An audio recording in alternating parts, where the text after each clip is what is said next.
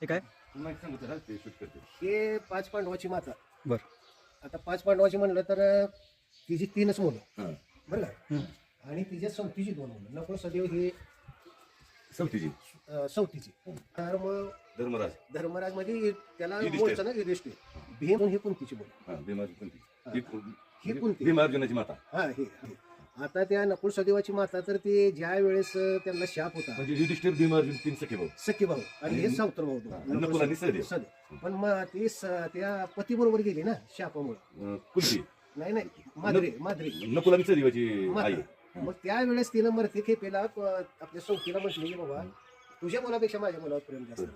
अशा पद्धतीनं सत्व म्हणजे धरून 5 पांडवाचा सांभाळ त्या मातेने केला. कुंती. बरं. त्यांचं हे म्हणजे धन्यवाद.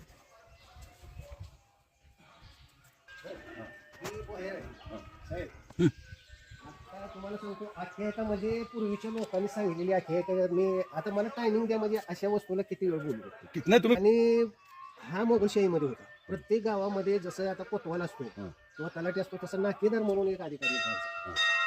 आणि ह्या ठिकाणी तुम्हाला सांगतो ब्राह्मणाचं वर्चस्व पुरकड आता पुरकड. आणि त्यामध्ये त्यांना मारामारीमध्ये ते ब्राह्मण मेले. बरं. आणि मेल्यानंतर तालुका तुळजापूर हां. आणि म्हणजे तुळजापूरमध्ये येत होतं. हा हे तुळजापूर बरं. सोलापूरमध्ये नाही. मग मुघल शेत होतं ते. हे हैदराबाद स्टेट हा मग निजामाकडे. निजामाकडे हां, निजाम. इकडे होती हां, सत्ता. निजाम. मग तुळजापूर हां. जिल्हा धाराशिव. कुणी